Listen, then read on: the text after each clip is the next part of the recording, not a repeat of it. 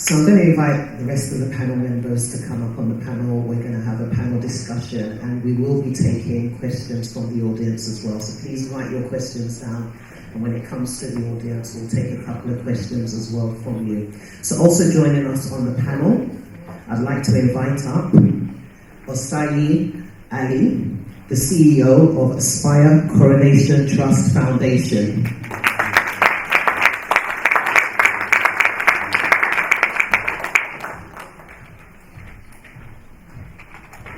Next up, I'd also like to invite Her Excellency, Mrs. El Rufai, First Lady of the Governor of Kaduna State.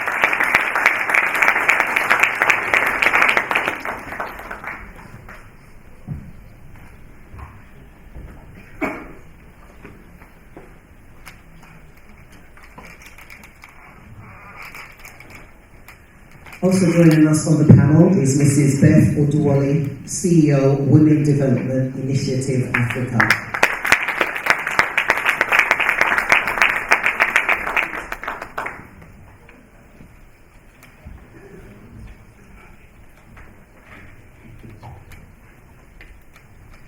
Also joining us is Dr. Justina Mutale. I'm not sure if she's here yet, but when she does come, she'll join us on the panel. So today's panel discussion is all about improving opportunities for African women, the role of economic policy and culture. So I'm going to be looking at 3 different areas when I address the panel. And it's based on some of the discussions that have been had today. Partnerships and collaborations, digital improvements, and women in leadership. So one of the questions I want to throw out to the panel, because when I look at a lot of organizations that exist today, especially a lot of women-led organizations today, and I'm sure when a lot of people look at some of the organizations and how successful they are, especially some of the things that you mentioned in your speech today, Your Excellency, they kind of think maybe, you've started it and you're doing it and you're going ahead with it, it's successful because you're at the front and you're the one driving it. But I want you to talk about the importance of partnerships, collaborations, and joint ventures, because a lot of people do not see the collaborations and the partnerships that people use when they're creating their organizations or when they're taking it to a higher level. They don't see all of that because maybe it's not so highly visible. But please do address us on partnerships and collaborations and the importance. Can you speak into the microphone? Because if it's not, then I'll get somebody to bring a mic to you.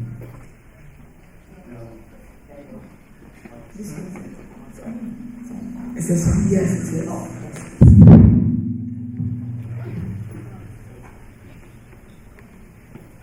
Yes. Well, actually, thank you very much for putting that question to me, because I would say actually that the strength of the Wellbeing Foundation today is actually 90% or 95% even due to partnerships. When I was a wife of a governor, I would be in Kwara State, which is north central Nigeria, and I would be looking at the problems that were there on the ground. And I wasn't a member of government, but I used to sit and listen. I'm sure as Her Excellency would confirm, sometimes the dinner table is actually the incubator of development. And I would always be thinking, we don't really need to reinvent the wheel. There is somebody somewhere that has the solution to this and can actually come here and also study our solutions, because the real key to getting things done efficiently is not to ignore the conditions at the front line. And if I'm to take, first of all, I will take it historically. If I'm to take universal health coverage, Kwara State actually, in my husband's tenure as a governor, initiated the first community health insurance program for Nigeria that worked. In about 4 years, they went from 0 patients to over 400,000 patients. And they did this because they used a community model. Instead of saying just civil servants, which for instance the National Health Insurance Scheme did, and they looked far and wide. So it was actually a chap called Jude Lang who we reached out to in Holland. And he also happened to be the researcher that put together the 5HMV trust, which was so revolutionary in helping HIV patients survive, that he came out and he looked at what we were doing in the state. And I kept saying that from my foundation, the number of requests I used to get from point of care patients was just, it was a burden which I couldn't carry. You know, if you're not insured and you have a health emergency, that is the most expensive way to get health care. And he designed a program whereby there were three main partners. There was the Dutch Health Insurance Fund, there was the Farm Access Foundation, and then the state government. And they actually managed to design an insurance program, a health insurance program, where the capacitation fee for the patient was $2 a year. This gave a costed package of care of over, I think, 48,000 naira at the time in 2006. And I was very excited about this because unlike health insurance around the world, which actually excludes pregnancy because they always say pregnancy is a foreseen condition, this particular program actually gave antenatal, postnatal care, delivery, and cesarean as part of this health insurance.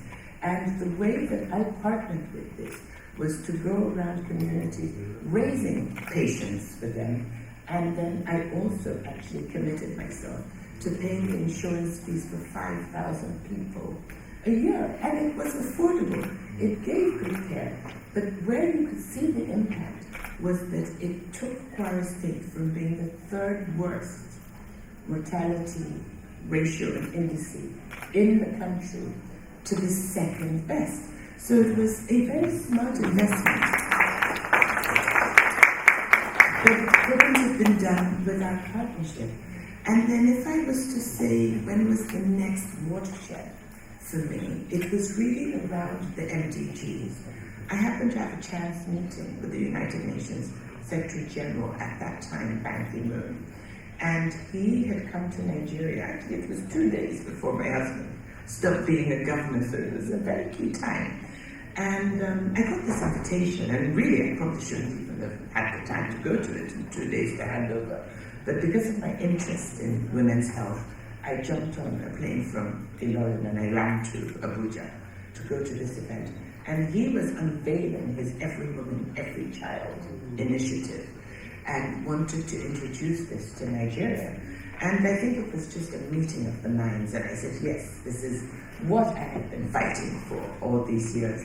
And the Every Child, Every Woman initiative was a very unique platform because it brought everybody who wanted to do good in maternal, newborn, and child health together at the United Nations. Now, we could have left it as just having meetings at the UN and, I don't know, clapping ourselves on the back and going home. But I chose to use that platform to raise strategic partnerships, to actually leapfrog the normal bottlenecks and challenges to bring what I felt was needed to the country.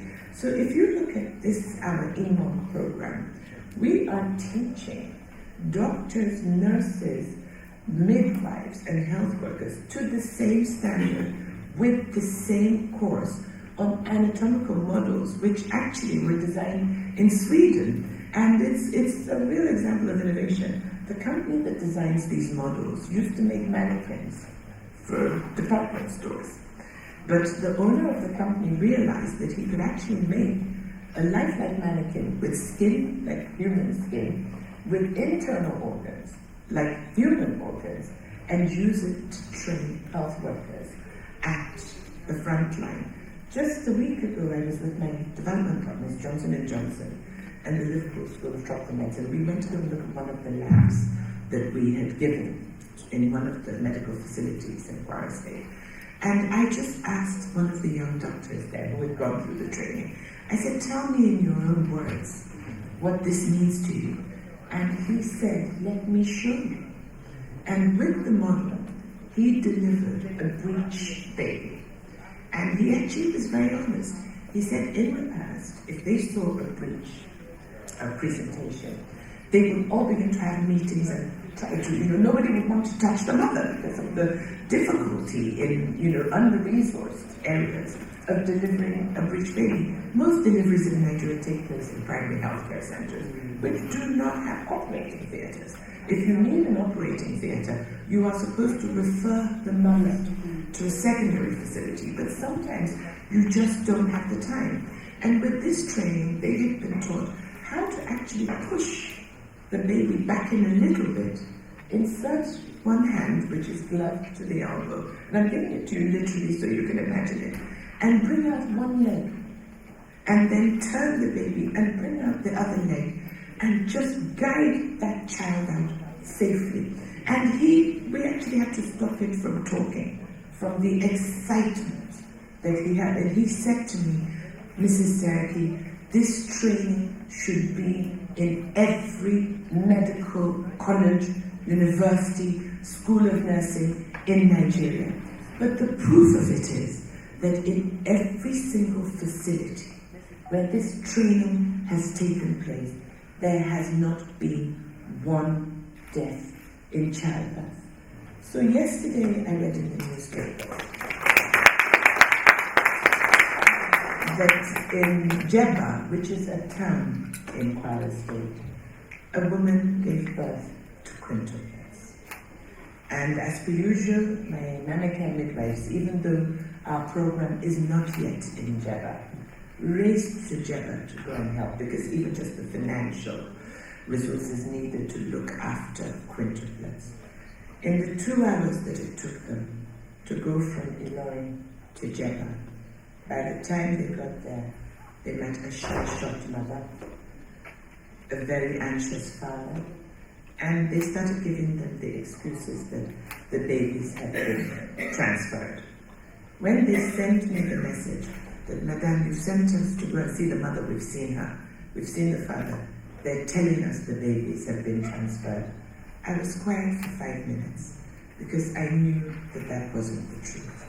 And I said to them, I said, in our culture, it's very hard to give somebody bad news that children are dead. It even happened to me in 1991. That once they start telling you babies have been transferred, and they can't tell you where they have transferred them to, just know that those quintuplets are dead. Prepare yourselves to counsel the mother. And I immediately reached back to my partners, Johnson & Johnson, and I said, look, we have done 9 local government areas in the state.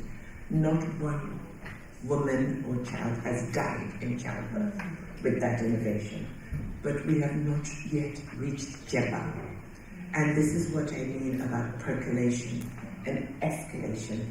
We have to reach every part of Nigeria with this training. But I most certainly couldn't have done it alone. I'm not even a doctor, I'm a lawyer. I'm married to a doctor who's now a senior legislator. But so it's like we've swapped roles. But the essence of partnership is that you don't need to learn from scratch. You actually find that innovation and you put it together. And it works. It enables you to reach far more places than you can reach it normally. And in fact, I have an announcement for Governor El Rufai, because I'm about to descend, or is it ascend, to Kaduna State with a Live and Thrive, which is a breastfeeding initiative, because we feel also that if mothers breastfeed, the first 6 months malnutrition is wiped out. They get optimum nutrition for the first 6 months. So partnerships are very key, and also the courage to form partnerships. I'll share a joke with you actually. When we were leaving Kwara State on the 29th of May, 2011, I said to my husband, I said, so, what am I going to do now? Because, you're going off and you're going to Nasebit, and I don't think there's any role for me there. But at the same time, I don't want to be lonely. And we have a relationship where we challenge ourselves all the time. And my husband said, well, you're the one who says you're such an almighty advocate, So if you're such a good advocate, you need a 5-year plan to go and pick up some global partners, to go and bring some of this innovation back home, but make it homegrown when you bring it. You can't just foist things on people. And that was the 29th of May. 2011. And I think it was the 11th of September, 2011. You know, he had given me a 5-year target. But by the 11th of September, 2011, I think it was, or maybe the 12th, I was at the UN and I was meeting partners beyond my wildest dreams. And I think my partnerships work because I have never partnered for funds or for money. I only partner for key innovation that my people need. And if you're an expert in it, I say come home and do it. But while you're doing it, we will learn how to do it so that it's sustainable and we can continue it ourselves when you are long gone. So yes, the essence, partnerships enables you to leapfrog. Thank you. I'm going to welcome Your Excellency, Mrs. Elba, to join the discussion, please. Your Excellency, thank you very much for inviting me, and protocols duly observed, as we say in Nigeria. Partnerships, yes, are excellent, but you see, for me, and I'm talking about personal,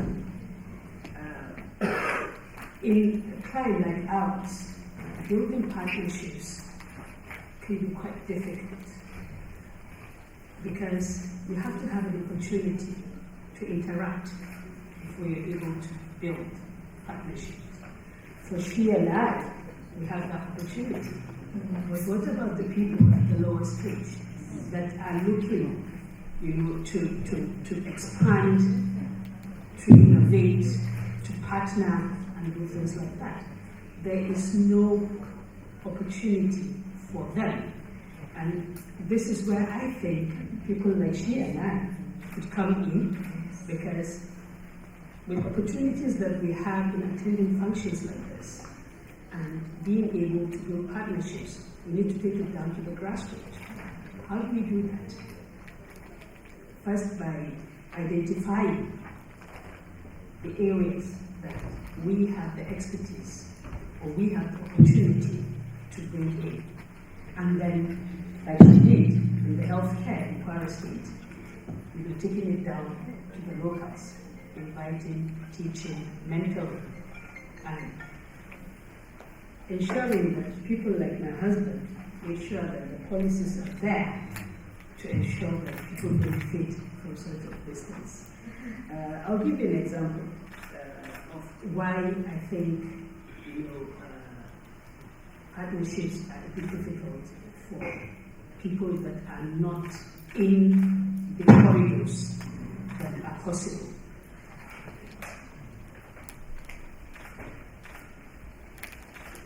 There's a woman who, I'm giving the story of His Excellency, His Royal Highness, Nami Kusunusi. It's a story that he actually shared. He said that on becoming in the area, one of the things that happens to him is on a daily basis he meets with people who have one problem or the other and he has to solve that. And particularly, while he was attending to people, there was a woman that was on queue to see him. And while he was attending to others before her turn, he had a script. And he sent someone, said, go check. And then he found out that the woman actually came to him because her son was sick. And she didn't have money to go to the hospital. But while she was on queue waiting, the child died. Oh. And he found out that all she needed to save that child was 3,000 naira. 3,000 naira. So, if she had the opportunity to know some of the advantages of, meeting with or partnering, or where there is a program on the ground that can help people, that she didn't have to go to see an emir for this assistance, probably that tragedy could have been averted. So these are some of the little things, disadvantages of this lack of exposure, lack of opening up to people. When we get into power, we forget. And that's the truth. Majority of us are in our high horses. How many first ladies have done a program that she did? How many? If the truth be told, how many? It's usually looked as a pet project. Once you are out of the place, it's over because it is being sustained by government funding. Now she has built a partnership that has extended beyond her tenure. But how many of us really do think along that line? We do have the opportunity, but we don't take advantage of the opportunity.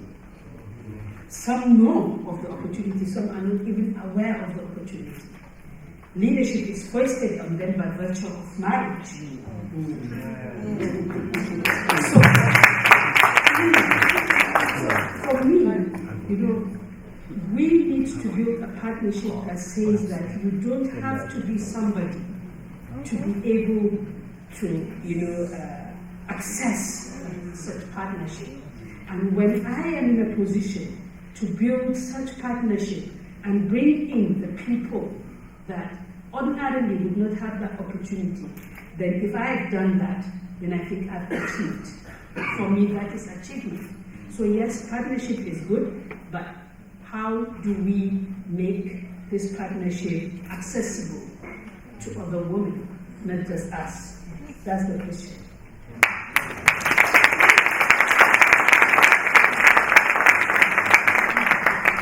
I also would like to open the discussion to Osai Ali as well. Good morning, everyone. Amazing conversation, especially from the point of view of Saraki and of course our First Lady of Kaduna State. The truth really is that everyone's journey, and as we're all sitting here, all our journeys and where we are in life is all different. And I'm glad she mentioned, because sometimes we sit on the stages and we talk about where we are coming from. And as we said, the opportunities that we have already are opportunities that give us that privilege to even sit on the stage in the first place. But the journeys are different. I mean, you can go back into the community and see a lot of people that are doing such significant work as well. Maybe they don't have this platform to voice out what they're doing, or they don't have a platform to put it out there. So what we can also do is to make sure that we are the voice that being heard. A lot of times, women do a lot of good things, but they look at it as passions, as you said, a pet project, something I'm just doing on the side.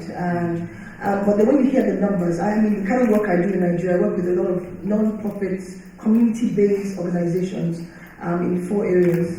And I've seen a lot of work, and the numbers, I mean, are outstanding. I was just talking to Ms. Saraki about it as well. But we have to give the opportunity for this kind of people to give them the opportunity to be able to speak out. We have to tell our story different. Our story has to be changed. The way we speak about what we've done in Africa has to change. And we are the ones that can change that story. A lot of times we hear only the negative stories. And we also voice that negative story outside. We need, and everyone that's sitting here, we all have that platform. So it's not only a few people that have the opportunity to sit on stage. Social media. Just pick up the phone now, Instagram. I've already tweeted what Mrs. Saraki was saying this morning. And people have retweeted and retweeted and retweeted. That's what the cycle is. And you see, that's where even partnership comes in. I'm sure they will think I have a close association with her. I don't, but she just said something. I've tweeted it, I've talked about it. When I go back, I'll talk about what Mrs. Saraki has said. And you're already creating a force. We have to change our story. We have to change our story. We have to speak for people that cannot speak up.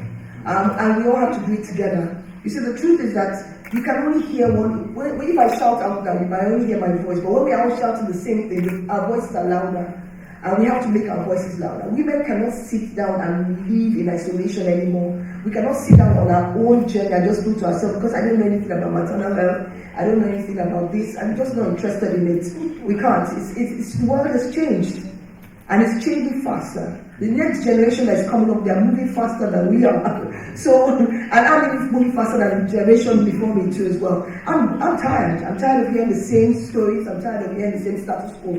I think we all have to put our hands together and get these things done. So the work I do now, I work with smaller non-profits, not the big ones in Nigeria. And I mean, I go to different, I mean, I'm dressed up now nicely with my heels and all, but you see me on the forefront is a different thing. But we have to make sure that once we are doing these things too, we are pushing them out there, and I'm changing the way they're doing their business. I'm telling them that you have to do things properly. Like I said, if these partnerships come, you have to be ready for it. How can we, as a nation that has been in collaboration with Ghana for so many years, not be ready when you're ready to pull out? The environment is already telling you that it's time. Things have changed. All the things that we've been getting for so many years, they're going to cut off. So we also have to realize that we need to understand the environment we work in. We need to understand the circumstances of what we see around the world. That the things that we used to get so easily is not going to come to us easily anymore. And we need to change the way we voice out those things. So if we come to the table and we are all ready to speak in one voice, it's easier for someone to say, okay, I want to do it, I want to have a relationship with that. So when we're working with even these younger or the smaller businesses, we have to prepare them that they run their businesses like businesses. Their thinking must change. It doesn't have anything to do with education. It doesn't have anything to do with formal education. We have to make them be ready so that the foundation in which they are building these small things that we think are small now, the next 10 years, when we see it, we can see the difference. And that's where all our partnerships work as well. I'd like to welcome Mrs. Effortwell into the discussion as well, please. Good morning. Good morning, everybody. I would crave your indulgence to stand on the well-established protocol. Mine is like a story of my life. I was invited to join the team of the Commonwealth Service Abroad program as a volunteer in 2005 during the earthquake of Pakistan. And I went back home when I saw it and told my husband. Actually, I applied. I saw it online and I applied, and I told him, he said, yes, we can go. And when I was in Pakistan, we were walking round the clock without, it's like, we were like doctors without borders, like that. And when I came back to Nigeria, I got commendations both from the United Nations and from the Commonwealth. They treated us very well. But when I came back to Nigeria, I was like, if I could use this kind of energy to work for another nation, then I should be able to do that in this country. Fortunately, I was made the head of a hospital in Lagos. And I found out that a lot of women were dying due to the lack of knowledge of the traditional birth attendants. But funny enough, by the time you tell this person, they will go back there. So I called a colleague of mine. I'm a consultant anesthetist. So I called the ONG consultant. That how can we go about this? And then we formed a team with some others. And we went to look for them. And we were talking to them, we were training them. And we found out that the maternal mortality rate actually dropped. They didn't know their right from their left. And we actually came to at that stage, they felt we wanted to take all their patients away. We said, what we're after is to make sure no woman dies during antenatal and delivery. And we got a very good result. Then, I was made a permanent secretary and I moved to the Women Affairs and Poverty Alleviation. By the way, Mrs. Chief Saraki would always send me presents. Or even she didn't know me. Every Christmas. That was very kind of her. I think she had a good start. But she never left me, but she would always send something to me every Christmas. I'm meeting her maybe for the second time. I saw her in last week. What I'm trying to say is that we now went into a program of girl-child out-of-school program. And I found out that if we're able to train these children, the fact that a child has made a mistake is not the end of life. A girl child has made a mistake, it's not the end of life. Yeah, sometimes they can pick it up again. And the United Nations was very much interested in that, and they were actually telling us to go around all the Lagos state areas where we could get people to come back and we started talking to them about your life. You have to gain the life back, and what caused them? A lot of the system was not really friendly, gender friendly. They would put these children, put something on their head to go and start selling, while the boys will go to school. And in the process of going to sell, they meet with mechanics, meet with all kinds of things, and they get pregnant, which I think was not due to their fault. It was the exposure, the early exposure. And they were dying too. Because I had worked in early maternity before. And some of them would give them all kinds of concussions and they would come to the hospital at the point of death. So I think our own women development initiative in Africa, it's a baby initiative, but I know if we are able to pump our energy into it, we would go places. Because now we want to identify that we have to take care of the girl child. And if we train them well, they will know where to go to when they're pregnant. And they won't even get pregnant early enough. So I want to use this medium to appeal that if we have partnership, we'll go places. But at the same time, we're ready to work.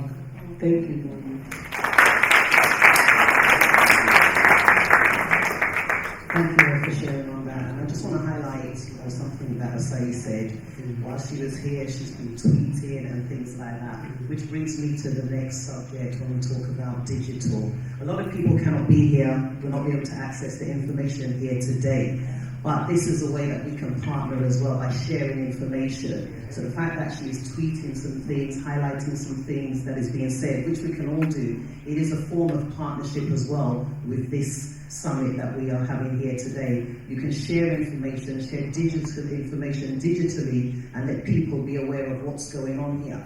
I might not be able to partner with an organization here, but one of the ways that I can partner is by letting people know electronically, digitally, what the organization is doing and sharing that information, that people can access the information and know that there are services available for them to be a part of. Now, we know that the digital revolution, it's all about information. We live in an age where it's all about information, accessing information. So I want us to talk about, the digital aspect, how key digital information, using digital technology, even though it's not available to everybody, how key it is. And the reason why I want us to talk on that, because, sharing from a personal story as well, me being based here in the UK, I remember my attention was brought to a tweet, and the tweet was a tweet of an artist that had, been arrested, for no apparent reason, and he had put out some information that this is what had happened. Just driving out of his house, he was arrested by police, detained, and,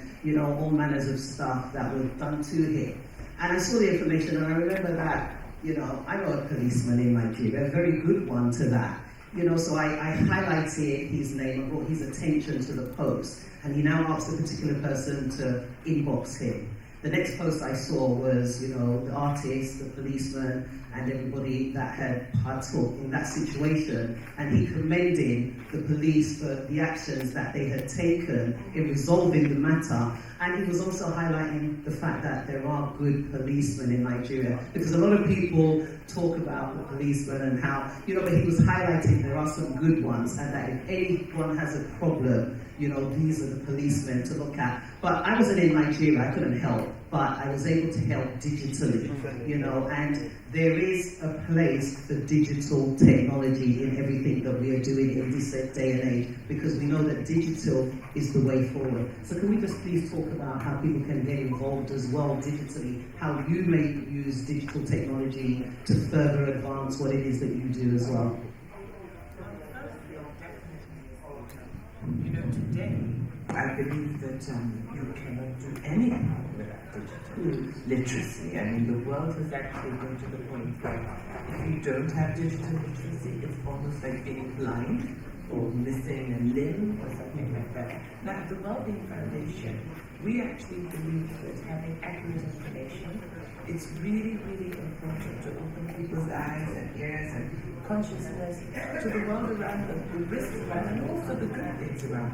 So we have a campaign called the Maternal Monday campaign, and every Monday since, I believe, August 2011, we have taken a health topic that is relevant to mothers or children, and we have pushed at this health topic through Twitter, through WhatsApp groups, through Facebook, through all the places that we believe that women congregate, but digitally. And it's a conversation, we make maybe 10 questions, we have some answers, and then we receive more answers. But what is even more cogent to really consider in the area of digital literacy as it concerns women and girls, aside from coding, which we all now know that we want our girls, within science, technology, engineering, and maths to learn how to code, we have to consider one thing, and it's a statistic that I always find very puzzling. In Nigeria, I think we are over 190 million people now. And we apparently have, I think, 79 million mobile phones in Nigeria. But we have only 27 million bank accounts in Nigeria. And a lot of the women are actually the ones that do not have the bank account.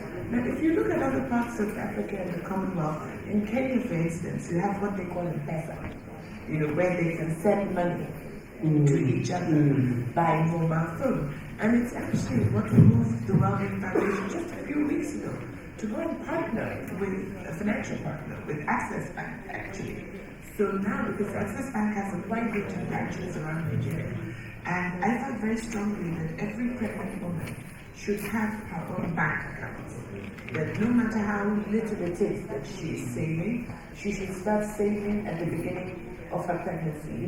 African women, we've always been savers, but we haven't necessarily been structured savers. We tend to group ourselves into group like an Ubuntu type of thing. And I think we have what they call participatory savings scheme.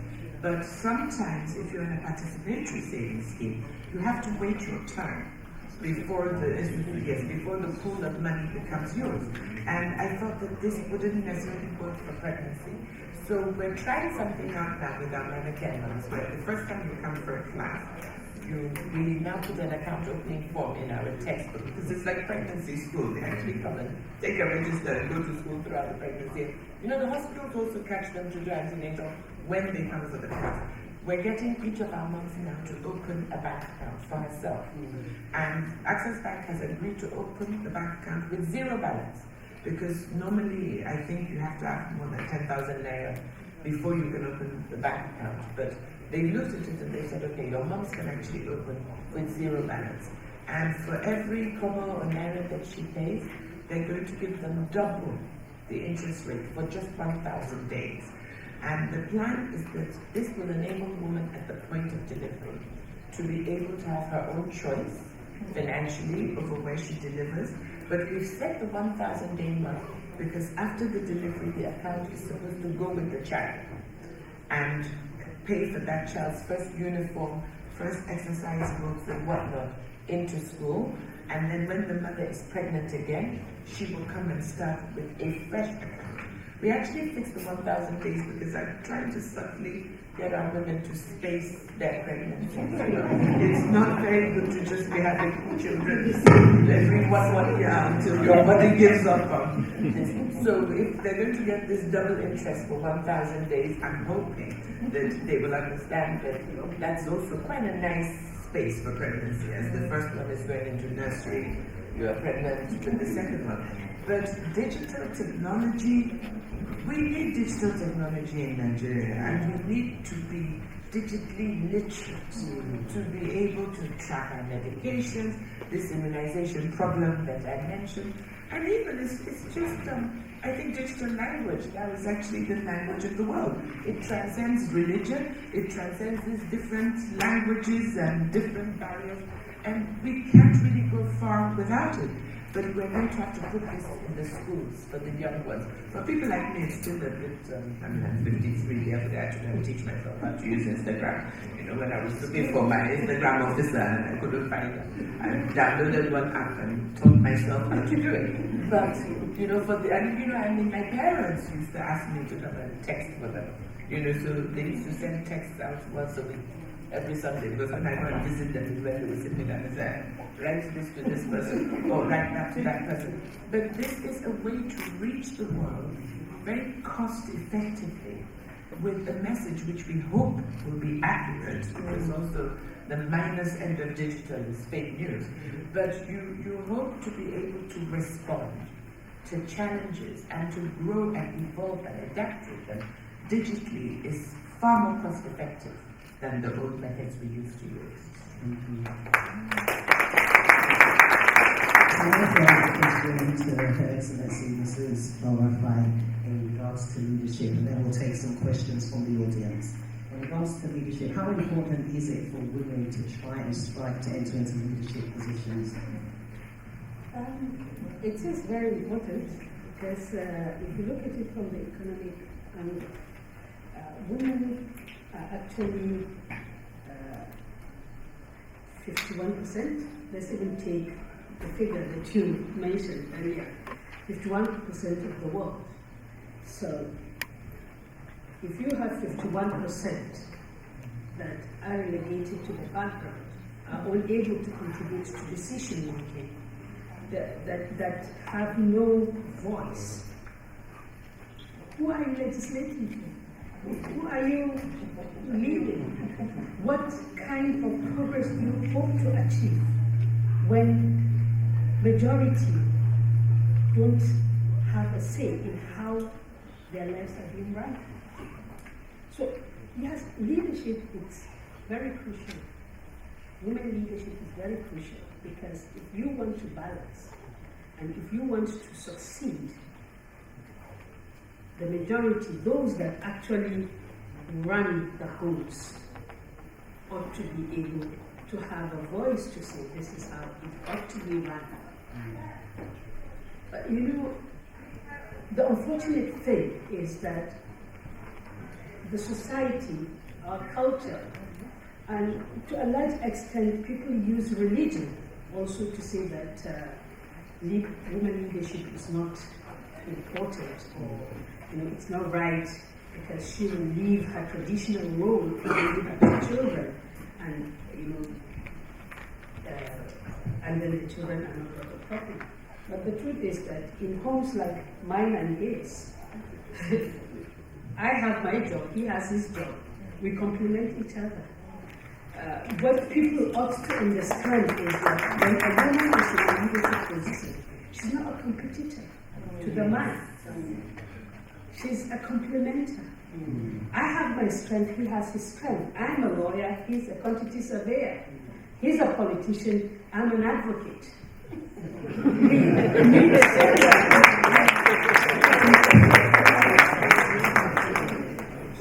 So yes, we have to start understanding that when we give women leadership role, we're not saying that the men can't do it or that they can do better.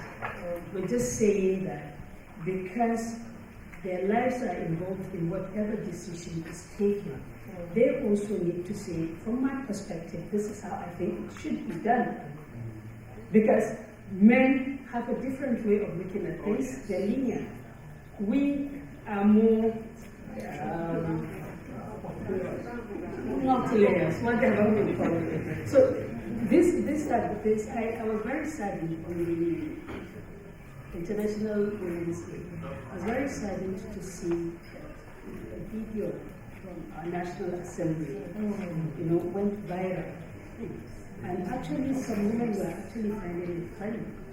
A House of Rep member was actually making a statement in the House saying that, Mr. Speaker, our women are very important, we celebrate with them, we whatever. But you see, our women rule us in the house. If you give her power outside, then it means that we don't have power at all. And people were finding this actually hilarious, including women were laughing over it. And I think it's sad that you have somebody in a leadership position in where he makes legislation that actually don't have the confidence to tell his wife or to allow his wife to also have a voice. He's saying that no, we have given them the leadership in the house, let them remain there. If they come out here, we're finished. That's the way he put it. But if they come out here, we're finished. Now that shows that he doesn't have confidence in his abilities. That shows that he has a problem with being face to face with somebody that says, if he says A, and she said, no, I think if we go B plus C, it's a better way, and maybe if they do the BC, she will succeed, and he's afraid that if she succeeds, he will be laughing. So I think what we need to do is to, find a way of making the majority. There are very good men that actually support their wives, like my husband here, and all that, is to find a way of saying that, look, women are complementary. They're not competitors. If we want to move forward, we need every single intellect that we can draw. Because when we have a pool of intellect, be it a man or a woman, we're in a better position to make decisions that could actually be better for everyone. Common good. Thank you. Thank you. Just before we get to the audience Q&A, I know that Asali has something she wants to quickly add as well. So I think also something I've been talking about in the last few months. I've chaired a women's organization in Nigeria, and I've been involved for 15 years, women in management and business leaders. But I think it's how we raise our boys as well, especially as Africans. We have to find a different way of doing things and getting things done. Because if not, we're going to still have the same conversation in another 20 years. And we're going to sit down and we talk about, this is what we are doing, what we should do right and wrong. But when we raise our boys and our men to realize that we're not in competition, this is a collaboration, we're partnering to do this, and they're accountable, even as sons, to understand that their mothers have very important positions in the society, and they're looking forward to their spouses having that same important position in the society, then we would have all done things right. But if we continue to give them the privileges as boys, make them feel that they are more equipped than the women are, and the girls are in the homes, they're going to take it out there as well, and we'll continue to have this conversation. No woman wants her daughter to be married to a man after she's spent all the resources, the time, and the effort, and then you want her to sit in the home doing absolutely, except it's her choice. We don't want to do that. We want them to be able to sit down and be comfortable enough to have their voices heard as well. So women and men in the room, we have to raise our children right. If we do that, then we won't have this conversation in the next few years. Thank you. We are so pressed for time, and I'm told that we have to take just 2 questions from the audience, and then we have to wrap up the panel. So just 2 questions from the audience. Where's Polly with the mic? Polly is going to pick the 2. Good afternoon. Chief Mrs. Ellis, former President, World Federation for Mental Health African Region. I'm excited that we're talking about women's health issues today. I'm actually a passionate advocate of healthcare in Nigeria. I'm so sad that we don't have international standard hospital in Nigeria, and people are dying. People shouldn't be dying. Just down the road, there's a women and children hospital, Portland, over there. That's the kind of thing we should have in Nigeria by now. I'm an ex-specialist, and on behalf of all the specialists in diaspora, we're happy to network, collaborate, provide free professional services for Nigerian government.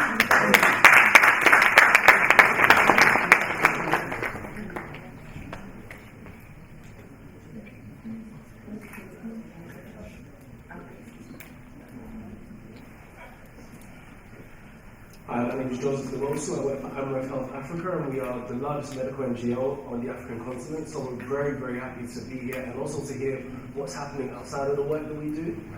And something that I've noticed in the West is that it's now become very big for businesses, especially those ones targeting millennials, to have as part of their business plan where they donate to charities and help them become more and more sustainable and expand their work.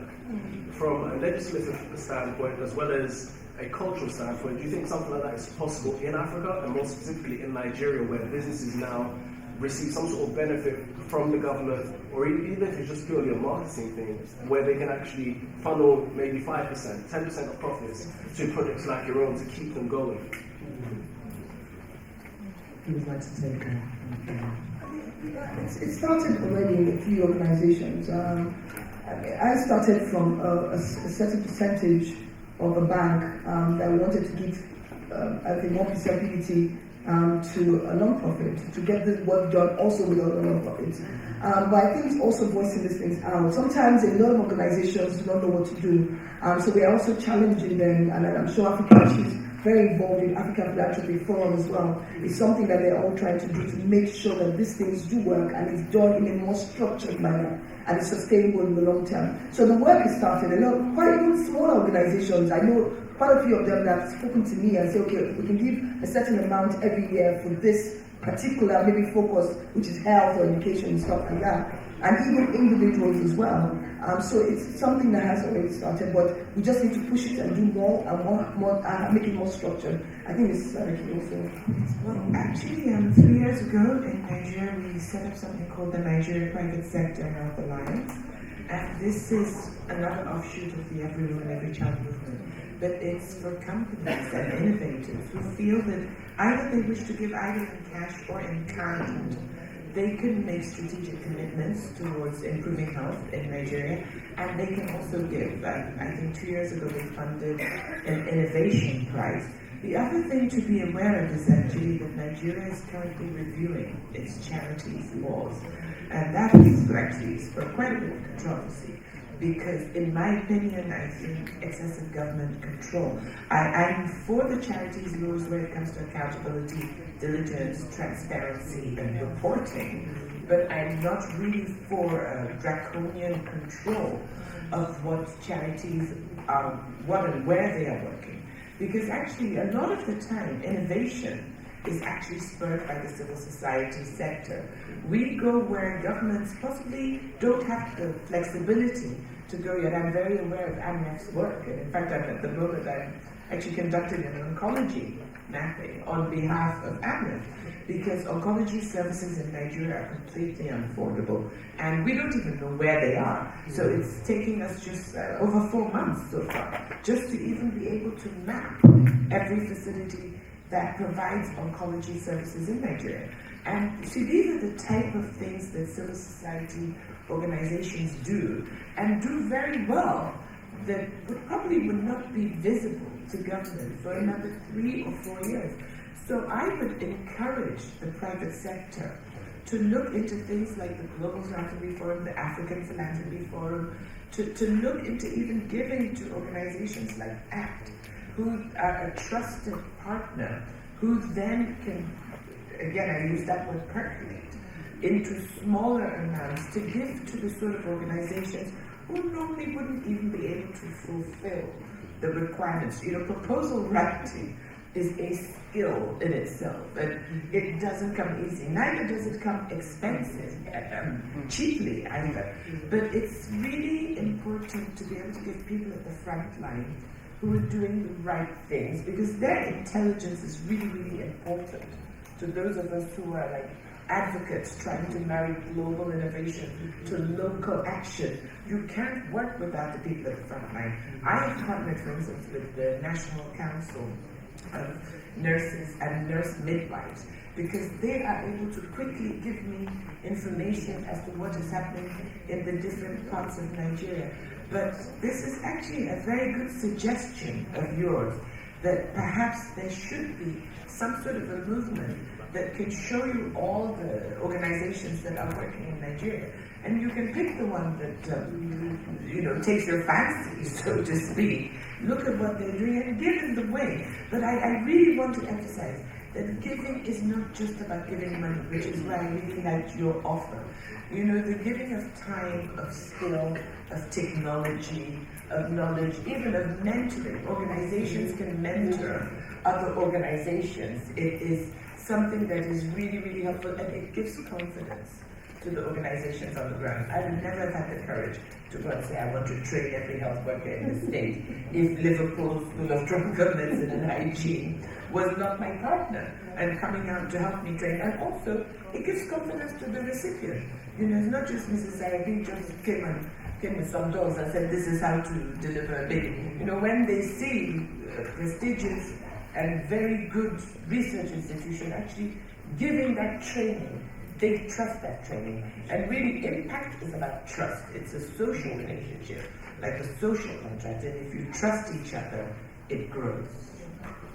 Thank you. A round of applause for our panelists, please. And I hope you all able to take something away. I do believe they'll still be around, so you can catch up with them with some of the questions that you do have. But once again, a round of applause and thank you for your contribution. Thank you so much.